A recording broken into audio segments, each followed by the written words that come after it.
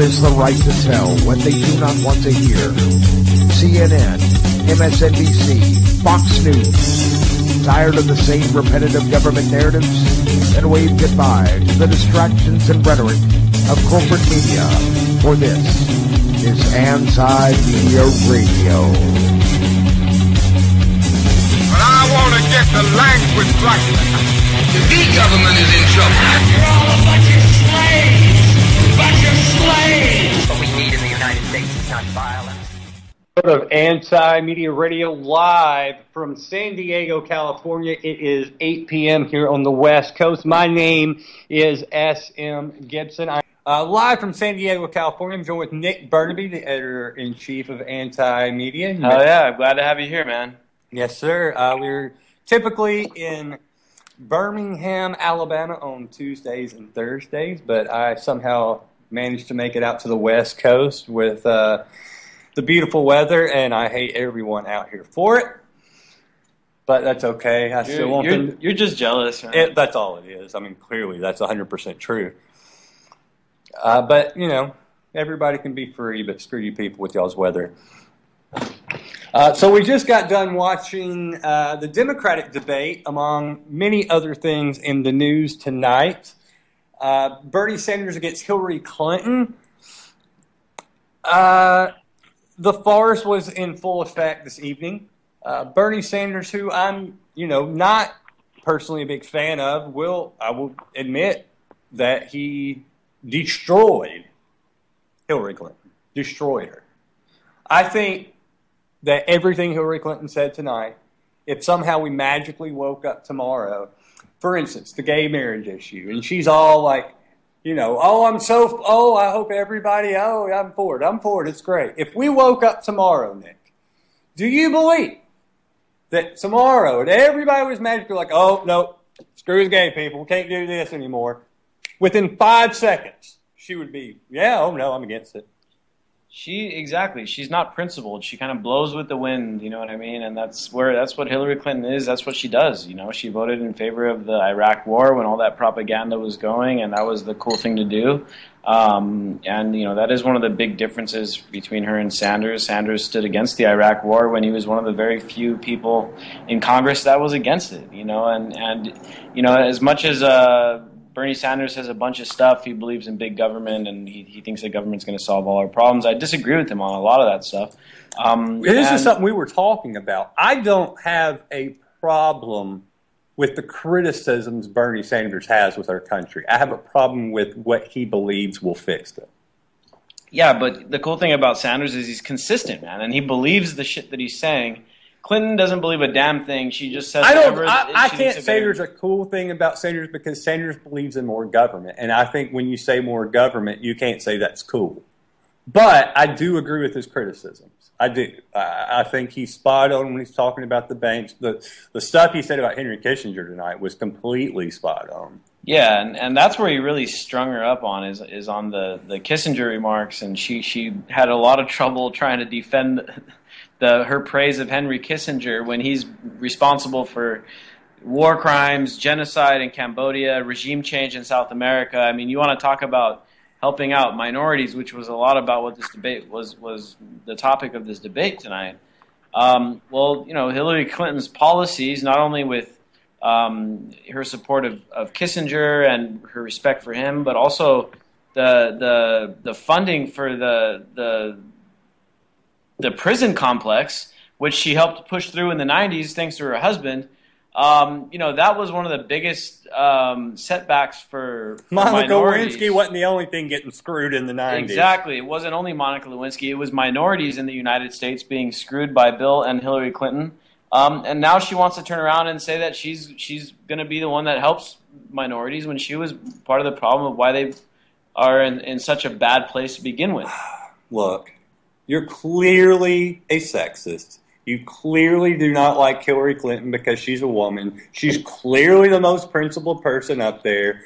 And regarding our sexism and our hate for Hillary Clinton, purely because she's a woman, clearly, because that's, it's not because she's a lunatic. Let's bring on our guest for the evening.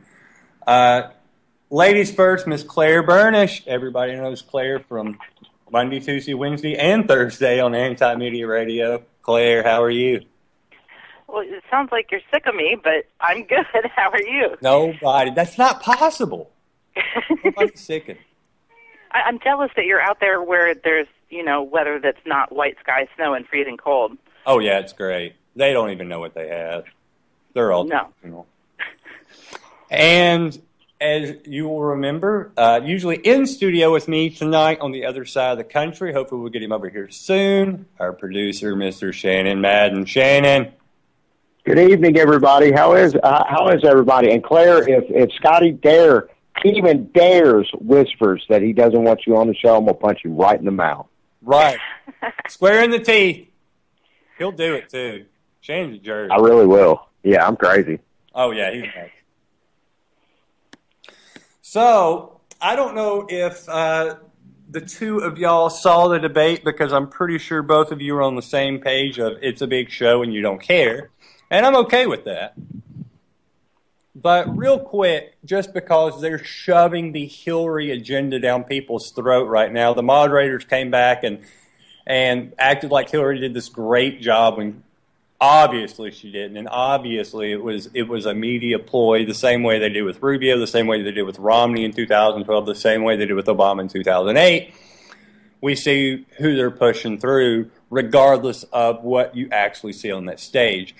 Claire, I know you have some very strong opinions about Hillary Clinton, and tell us why you're a complete sexist, self-loathing woman and why you don't want her to be president.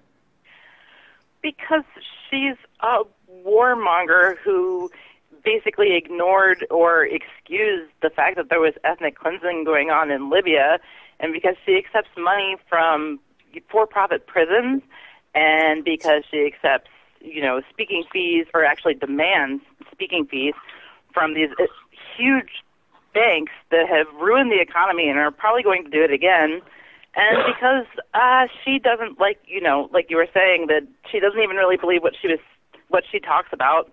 I don't find any worth in voting for her at all. I just don't.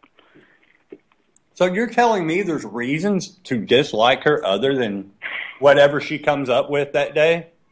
Whatever reason you're attacking her? There is a list a mile long.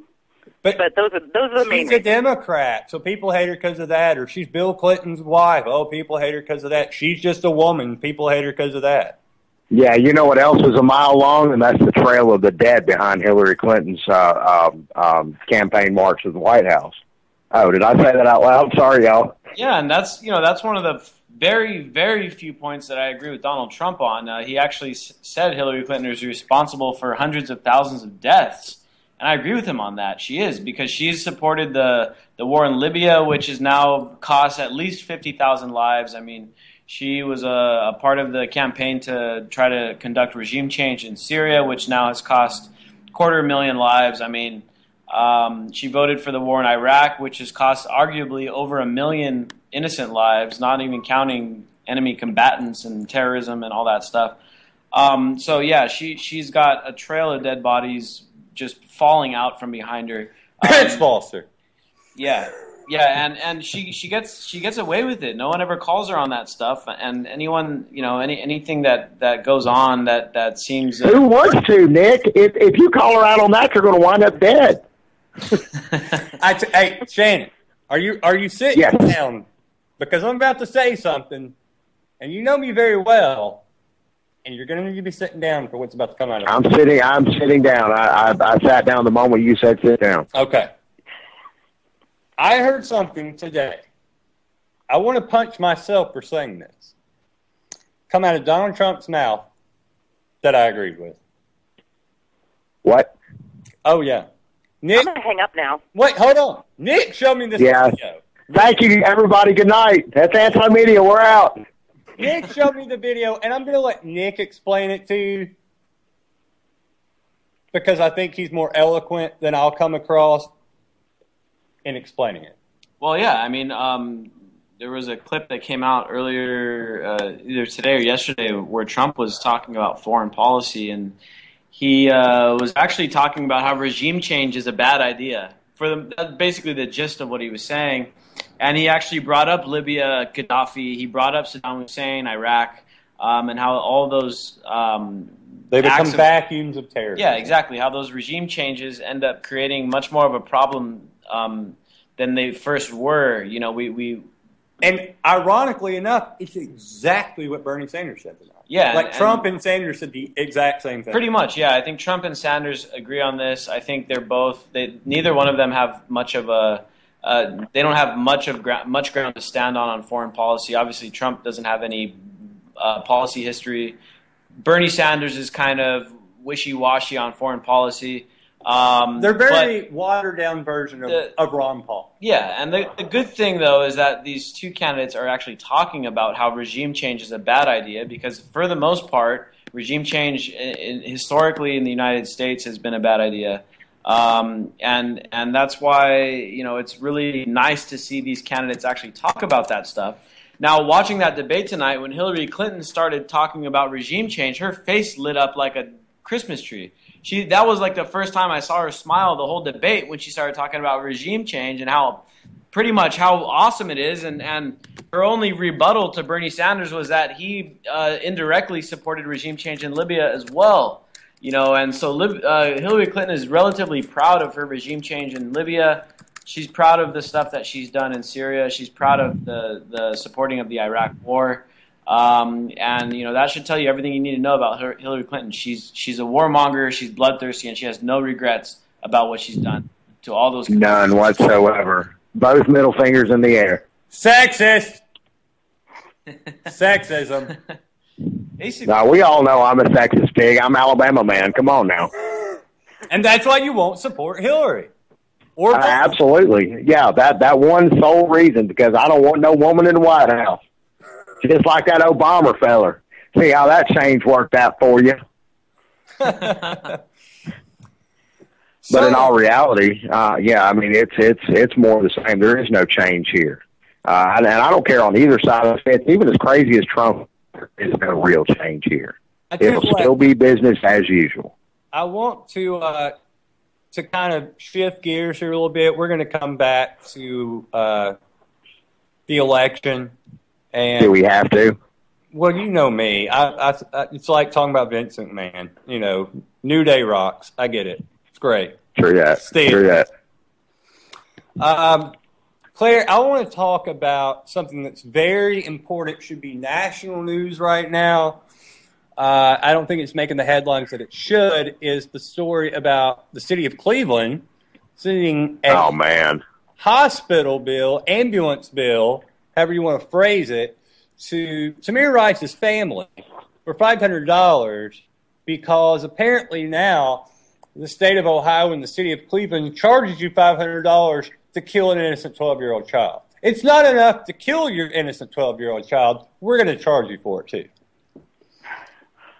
Yeah. So they actually filed this in court. It was a claim, a creditor's claim in probate court for $500 for the ambulance and emergency services, basically, that did not save the child's life after the city essentially shot and killed him. This was like the second huge insult to injury. At one point, they had filed something with the court that said that Tamir had caused his own death. So this was the second screw-up, big screw-up, and absolutely and utterly absurd. I did hear later on in the day, though, that apparently the claim never should have been filed. It never should have actually even ended up in paperwork at all. Well, Claire, here's the thing, Claire, real quick. I've just got to get this out of the way. We discussed it on here before, but for those who don't know, Ohio is an open carry state. So even if they thought that this 12-year-old was a grown man, like they say, even if they thought it was a real gun, like they say, guess what? Still breaking no law. Yeah. It's not as if he, drew this toy gun on anybody or anything. He was standing there in the park, and the cop rolled up, and a municipal court judge found that he examined the video and found that the cop literally jumped out of the car and shot Tamir Rice while the car was still rolling. He had literally no time There's a YouTube video of it. I've seen it. Yeah. And it was the judge and two independent expert, I guess, video people, analyzers, sort of like analysts, looked at the video and found that there was no possible justification for this murder. So Officer Lohman should have been charged with murder. I mean, everybody was, it's obvious, but he was not. So there was that insult. And then there was the filing saying that Tamir somehow caused his own death. And then there was this hospital bill for charges that didn't save him that was piled on top of that. And then the city comes out today and says, oh, we're sorry, that never should have been filed. I don't understand how this family is surviving and not losing their minds. This is just absurd. They're obviously very strong people. Yes, very. A lot stronger than I'd probably be in that situation, to be quite honest with you. I mean, I don't know how Cleveland, the whole city is not losing its mind right now. You know what I mean? I mean, this is what is this? But in all honesty, I get your point on that, Nick. But the city of Cleveland, why is the United States, our entire country, not blowing up over this? Look, I've talked about this many times. Michael Brown, Darren Wilson, we don't have video. No one will ever know what happened. We think we know. We think we know who was guilty. We think. Nobody saw it. Tamir Rice, on tape, see it happen, 12-year-old child, shot dead for no reason. And yet everybody's like, whatever. Yeah, it's or worse, or they blame him. They find reasons. Well, he shouldn't have been playing with this toy gun in a park, or whatever. Realize the same people that make these excuses. If it was their 12-year-old child holding a BB gun and shot dead by a cop, they would be freaking out. Yes. I think we're all really dancing around the bigger issue here. I mean, let's call it what it is. The fact that Tamir Rice was an African-American child and the cop that shot him was white. And unfortunately, we're seeing that so often.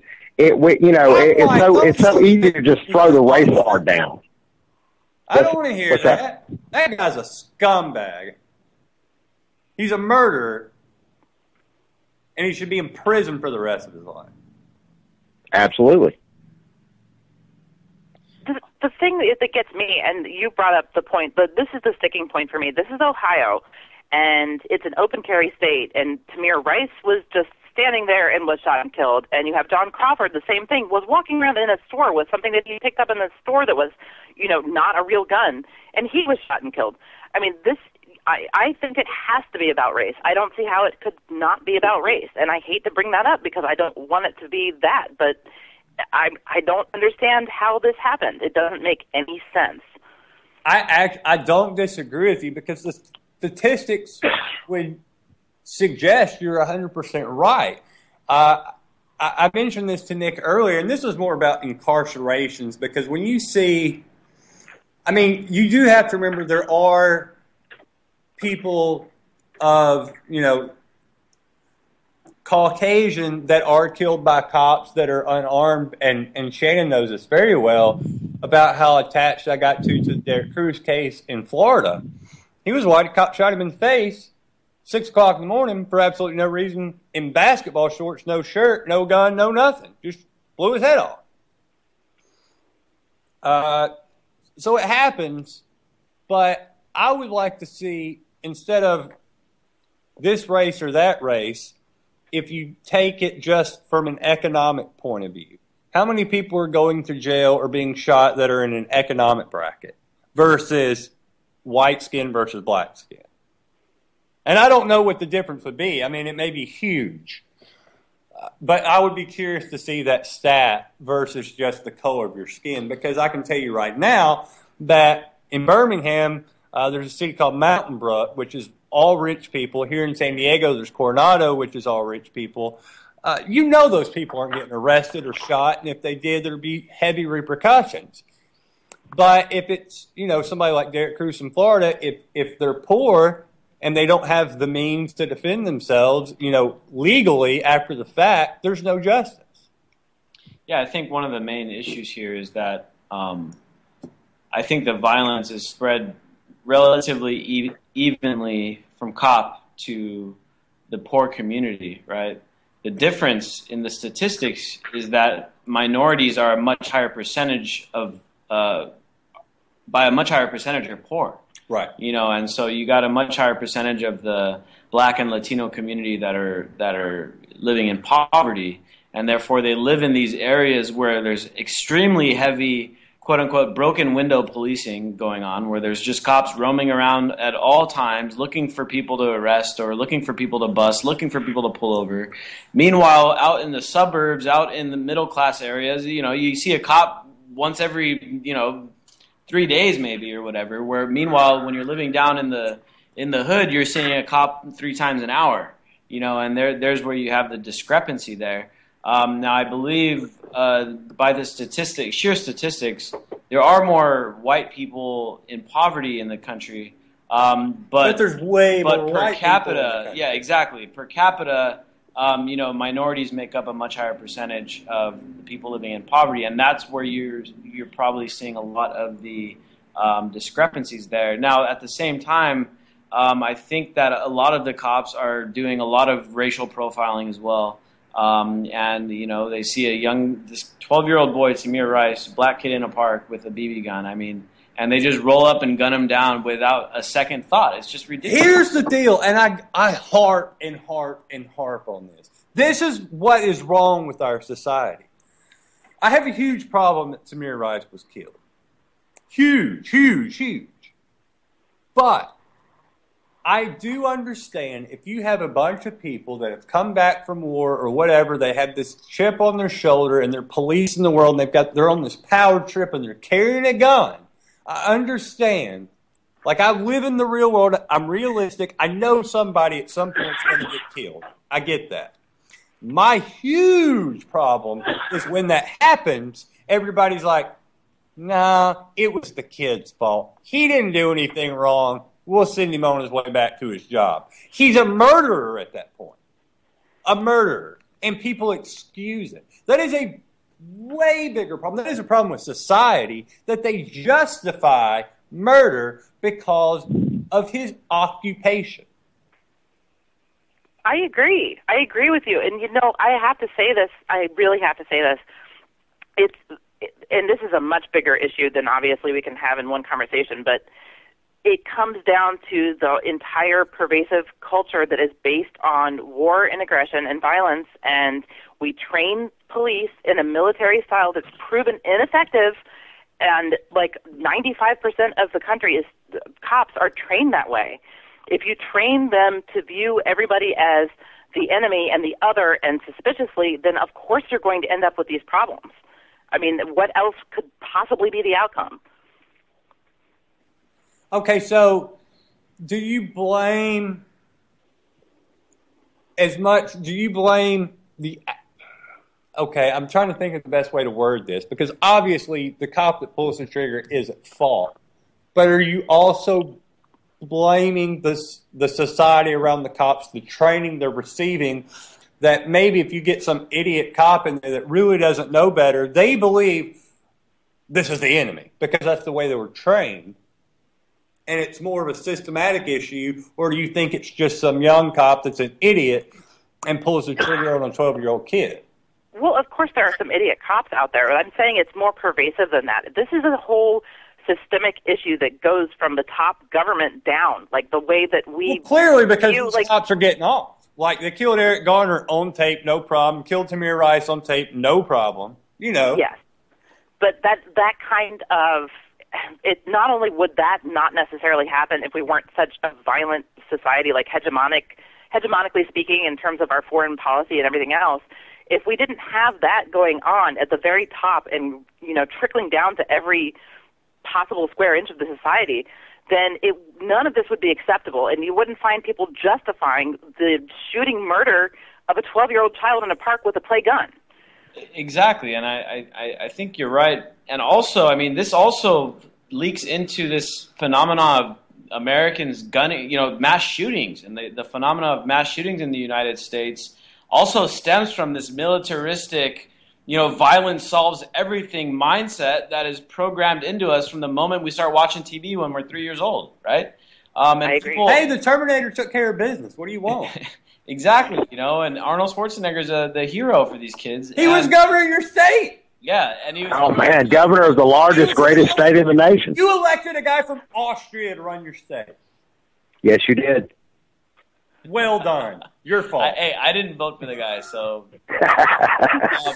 I can't be held liable for that. But you know, the thing is that we live in this society where violence solves everything, as long as it's the good guys against the bad guys, and as long as it's the cops against the criminal, and as long as it's our military against Iraqis, and you know. Let me tell you what it is. Not only do the people with a God complex have a God complex, the people that are supposedly the pros walking around in society also have the same God complex for the people that have the God complex. They look at them, they look at the government like God. So what it is you have, it's all people. Nobody sees it as people. They see it as their government. They're here to keep me safe and take care of me. But when government gets out of line and does something really screwed up, really messed up, they're just like, but they're here to take care of me. I can't let this illusion fade in my head and think, oh, we've all been taken for a ride here. I can't admit that to myself, so I'm just going to say they were doing what they had to do. Well, you know, and I think you're touching on something very important there. I think that was the thought process that went behind the decision not to indict the officer that shot Tamir Rice. How do you not How do you not indict him? Like, on what planet do you not indict him? It's on tape. I think you just spelled out the mindset behind it. I really do. Like, I genuinely think Darren Wilson should have been indicted. That's my personal opinion. But my personal opinion is not fact. Tamir Rice, there's a tape, it's fact. It's a tape, and you know, and it's funny that they had to bring experts to see exactly what we all saw on the video, is the car roll up, not even get completely into park. I mean, and jumps out and murders him. Exclude Helen Keller from that conversation? Wait. Do you have eyes? Okay, you're an expert on this. Right. One. Yeah. Think about it this way, though. Think about it this way. If you're trying to figure out how people justify things at this point, with what I'm talking about being this absolutely saturated, pervasive culture of violence, and where war is acceptable and militarism is acceptable and actually expected, people are a bit in a zombie-like state. You know, it's like they have come to expect it to the point. Well, they've come to expect it to the point where it's like they don't even realize they're justifying something so absurd. But it's there because the government tells them in one way, shape, or form, whether it's police and Tamir Rice, or it's some, you know, ISIS member or some Muslim overseas, whatever, you know, the rhetoric is today, they're going to hurt you. They're going to hurt your family, and we're going to keep you safe. And if you have to give up all your rights and all your freedoms, that's okay, because we're taking away your freedoms so you can have freedom, and so we can promote freedom. That's the lie. Hey, look, and sometimes when you make an omelet, you gotta break a few Tamir Rices. I mean, you know, it's not a perfect system, right? And that's sad. Yeah, just don't worry about that. That's the past. That happened. Hey, he's not even a white person. Don't even worry about that right now. Freedom. And that's pretty much, that's it. It's just a race issue. Then why in the world was the cop let off for killing Derek Cruz? Explain that. If it's just a race problem. Well, now, and you're absolutely right. It is more. It is more as far as the, you know, the white folks who get caught up in it. I mean, it's definitely a socioeconomic thing. And with what absolutely. Nick pointed out earlier, the fact that minorities are already hamstrung from the moment go, as far as job opportunities and economic opportunities, being able to grab and seize the American dream. And I'm not saying that it's not available to minorities, but you and I both know from Birmingham, Alabama, about the Good Old Boy Network. The Good Old Boy Network is going to protect its own. And don't you worry about them, folks. We're going to take care of our own. I mean, you there's look, a path out, because Barack Obama didn't come from money. He's the president of the United States. I don't want Ben Carson to become president of the United States, but I know he came from nothing and did become a very well-known, you know, neurosurgeon. Absolutely. Those opportunities are there if for anybody that reaches out and seizes them. But in the lower class socioeconomic, little caste system that we are, the dregs of society, those opportunities are few and far between. There should be millions and millions of Ben Carsons, and sadly there's not. I'd let him operate on my brain. I don't even run the country. Operate? No, I don't either, but Foreign policy, hopefully. And I think, that's a great point. And it is, I think it is an economic issue. And this is where, Bernie Sanders does make some fair criticisms regarding the issue of minorities being, not having access to the American dream. I'm okay with Bernie's criticism. Yeah, and on that end, he makes a lot of sense, and I think that's where we need to. For one, I mean, the issue of militarized policing is obvious, right? That needs to be addressed, and we need to control that and figure that out. The other thing is that the people of minority backgrounds need to be more empowered in the economic system here. I mean, everyone's struggling right now, but especially minorities. I mean, but why? Segregation only ended a couple generations ago, man. Segregation hasn't ended. It hasn't ended, but officially it's ended a couple generations ago. Self-segregation still exists in this world. Segregation is worse now than it was before, but I won't say it's worse, but it still exists, and it's self-segregation, and a lot of it is socioeconomic. Yeah, and so that's why we have minorities trapped in this vicious cycle. Is because the institutional oppression was going on for so long. It's barely starting to come to an end, and it's going to take a long time for people to catch up to the rest of the country that's already been having these kind of rights and privileges, or whatever you want to call them, forever. And so there's a lot of work that needs to be done. Yeah, entitlement. A lot of work needs to be done to address that kind of stuff, and until we do, we're going to still be running into these issues of Tamir Rice and Eric Garner and John Crawford and all these kind of horrific things going on. We're going to keep running into these things. It's sad. I mean, and again, I understand these things are going to happen. It's horribly sad as they are. How you let somebody off? That's a society problem. It's like when we talk about the problem with people that are running for president. Hillary Clinton's evil. Okay, fair enough. We can agree on that. I think most of the people running for president are probably just complete lunatics. But really, do these people have any power or control? No. Donald Trump can get up there and say whatever crazy thing he wants. It's irrelevant. Now, when you have a crowd of people screaming, build that wall, all lives matter, then you have a problem because there's a mob behind it. You have to remember David Duke, who is an openly member of the Ku Klux Klan, and ran for president. And you know what that affected? Nothing, because everybody thought he was a joke.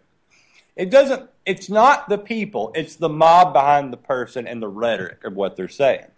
And well, here's the difference between Donald Trump and David Duke. Have you seen Donald Trump's poll numbers recently?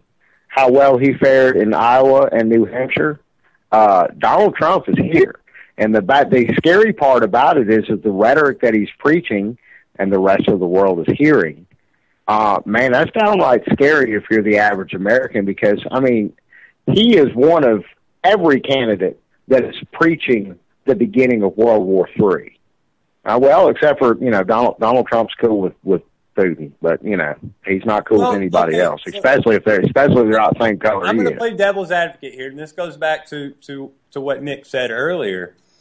How do you feel about Donald Trump saying we shouldn't be intervening in other countries and overthrowing countries because it's not in our financial, business, whatever interests? Oh, that sounds great. It seems like I've heard that from somebody He's president now, Barack Obama. Ironically, George W. Bush said the same thing in 2000 that we weren't in place. Man, it's funny. I mean, that's a popular line.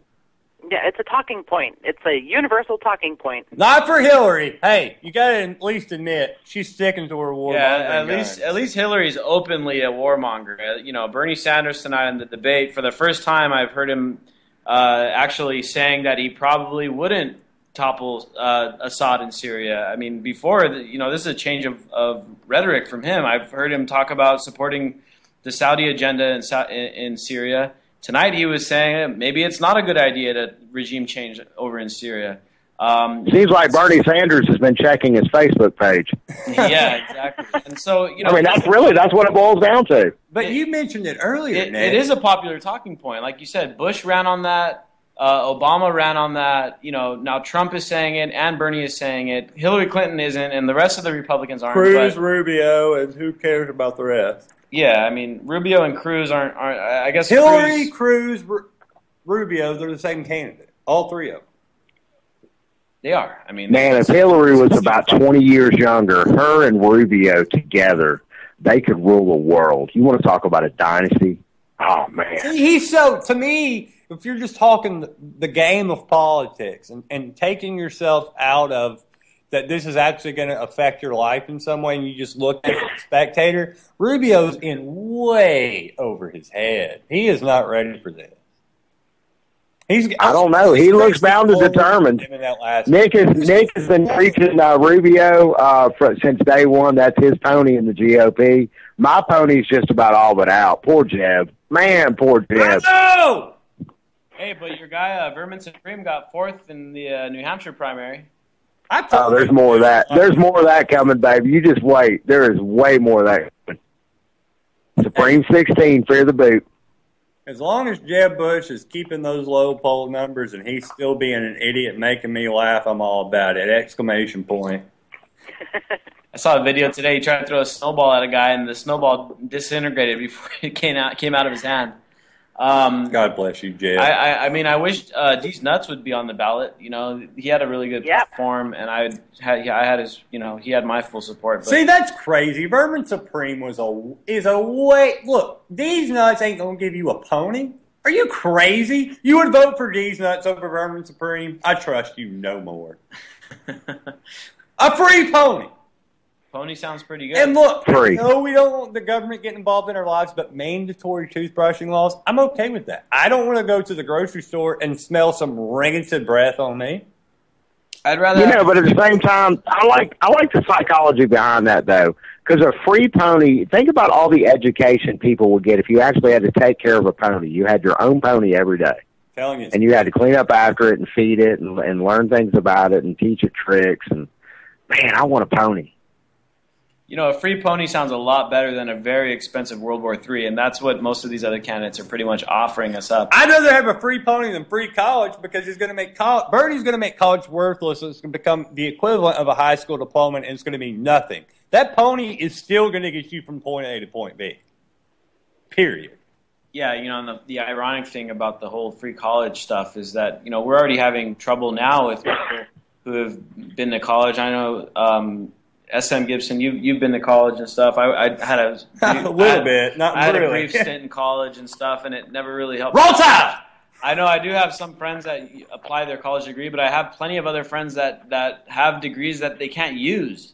You know what I mean? And so that's the thing. Here's the thing about Bernie that blows my mind. He's on stage. He's giving these great criticisms. He's like, we've got all these people that are getting out of college and high school diplomas, and they're all worthless, can't get a job. So we're going to fix it by giving people free college. It's like, dude. That's literally the opposite of what you should be doing. You just said that people can't get a job now after paying $100,000 for a degree. So and people with a high school diploma is completely worthless. So your idea is to make a college degree the equivalent of a high school diploma because it's for free, so everybody should get it. Wrong answer, Bernie. And that's where he loses me on all his solutions. I think his critiques are on point. But when he talks about fixing it, he goes off into space to me. Yeah, I'm sorry, I went off into space just thinking about it. Forgive me for a moment. Anybody, whether it's Trump, Bernie Sanders, Hillary Clinton, if their answer is give me and or, in Bernie's case, the government more control, and it's going to be okay, wrong answer. Bernie Sanders was the chairman of the Senate Committee for Veteran Affairs in 2014. Veteran Affairs, most people may know as the VA. The chairman of the Senate Committee of the VA. Last time I checked, the VA is doing wonderful, wonderful things.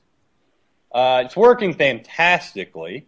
So why not put that guy in charge of their entire healthcare system? Because I'm sure his ideas are going to work out great. Yeah, I mean, it's a good point. And still, at the end of the tunnel here, we're going to be stuck with one of these candidates, right? And someone's going to be elected in 2016. I believe this is, and me and Nick were talking about this earlier. I mean, with what we have in front of us, and that's all we have to work with, and we can't go outside the lines here. I really believe if there's Republican-controlled Congress, it's better to have Bernie as president because nothing will get accomplished. If you have a Democrat-controlled Congress, it's better to have Trump as president because nothing will get accomplished. Well, I've got to ask a quick question here, and we'll do a little round table poll. Which candidate that is still standing right now is the worst? Claire, you go first.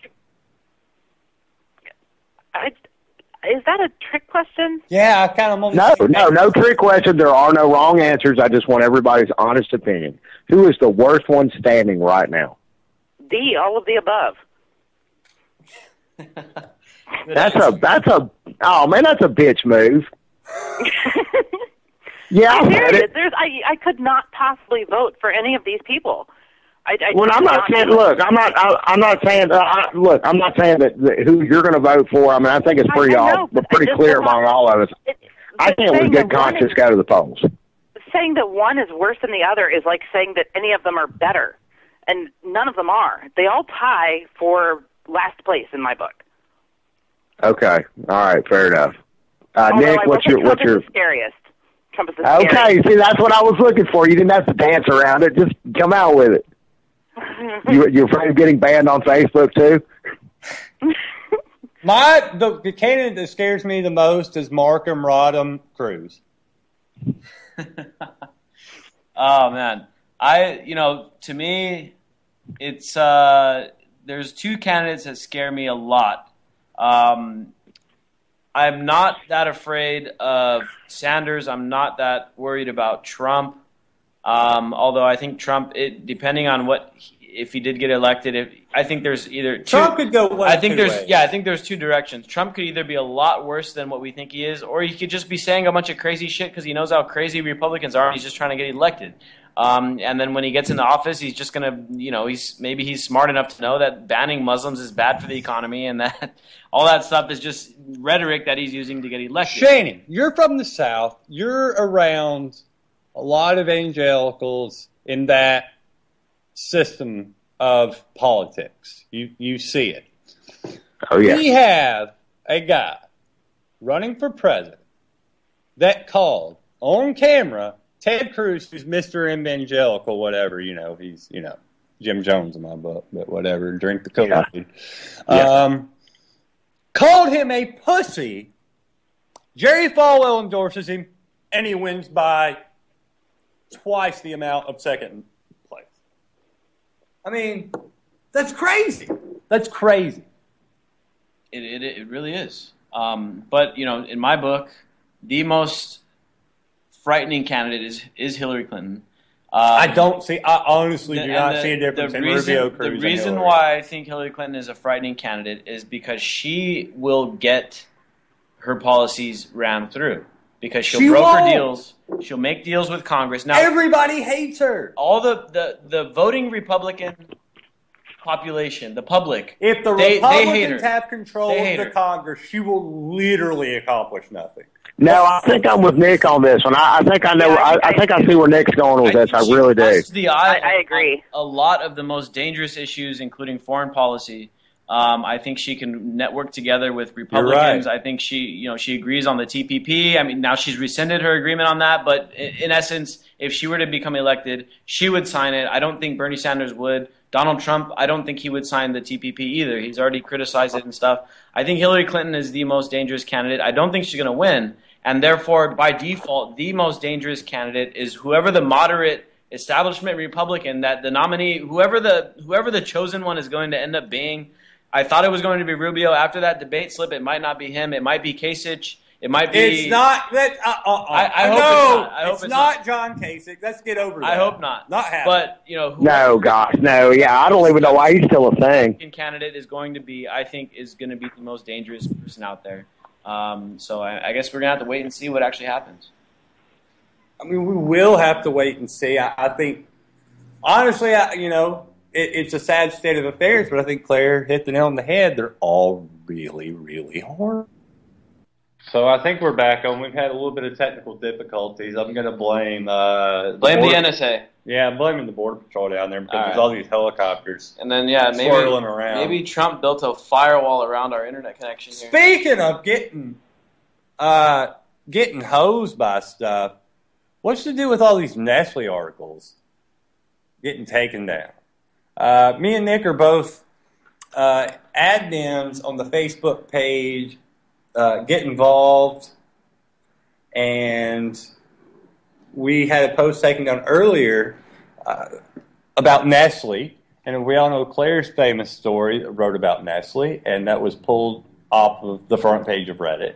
It seems like any time you criticize Nestle, social media gets involved. Well, yeah, anytime you criticize Nestle, anytime you criticize Donald Trump, I mean, shit, my last 3 bans have been over Donald Trump shit.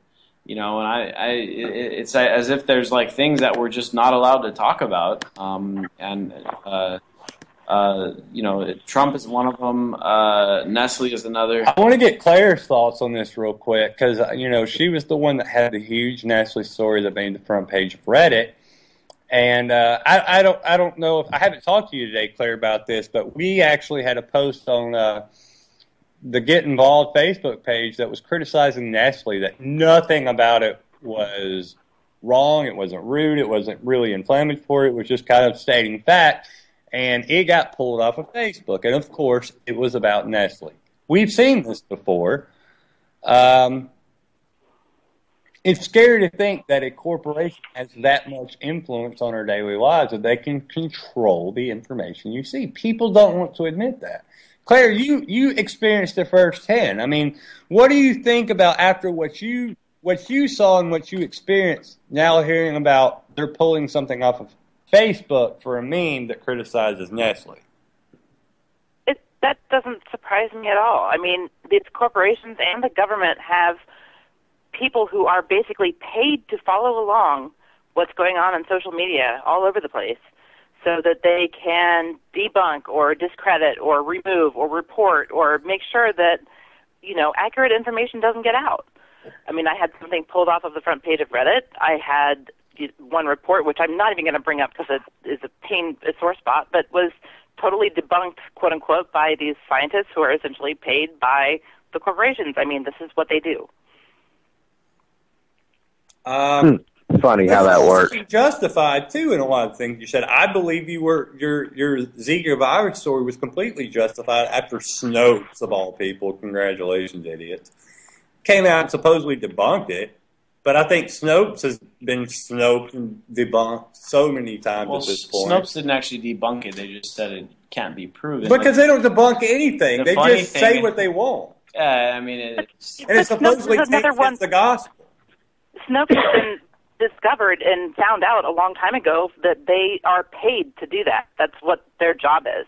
But the fact that they came out in force and suddenly out of nowhere we're trying to debunk that article is just, in my opinion, it's more evidence that that's what these trolls do. They are paid by these corporations and they are paid by the government to make sure that the right information does not get out. When you hit on something that is valid, when you hit on something that strikes a nerve with them, they come out in full force. But I think you were validated in that story because now, everybody's talking about that. I think you came out the information victor of the info war, as Sellout Jones would say. I just wanted to bring up a theory. I just think that when you're examining something, every side of it should be examined. When there's a problem, you have to look for a solution, but you can't do it on one side. You have to look on every side. I think people got that wrong. Wait a minute. That means you were actually reporting. You did like an investigative report. Wow, I didn't think people still did that. They don't. No, we're supposed to just take everything Nestle or whatever, whoever it is, Monsanto we're talking about, we're supposed to just believe everything they say, even though Monsanto just got caught lying about their rebate incomes and now they owe $80 million. Hold on. I've got a fact. Hold on real quick. Nope, Monsanto's good. Nestle's good. That's what the fact says to tell you. So all right, we're all good. All right, let's move on here. Yeah, no problem. These corporations never do anything wrong. Nope. They say so. Hillary, 2016. She's got my vote. What's the fact said? Hey. We got a fax machine. No, we got all the stuff we need to vote now. We got a fax from Monsanto. We got a fax from Nestle. They told us to support Hillary, and then she's saying she's completely truthful. So, well. Has the fax from the police union come in yet? Because that's really important. Well, no, the private prison sent one, though. Why are we still talking about a fax machine? Like, I went back to some, 1998 reference. And we're talking clear. I guess it would be a fax. Who faxes anymore? Do people still fax? Come on, guys. We got to take everything at face value here. I got a tweet about it. There you go. Now I'm being... Monsanto's feeding the world. Nestle is giving us all clean water, and let's just leave it at that. And some really and chocolate bars. Oh man, a Nestle Crunch would be good right now. Yeah, that chocolate bars that are made with fairly paid, wage workers. Willy Wonka 2016. Thank you so much for joining us on AntiMedia Radio. Nick Bernabe, Claire Burns, Shannon, Madden. It's been amazing to be back next week, Monday. See you then. Tomorrow night. I'ma let them know through the stereo. Yo, here we go through the stereo.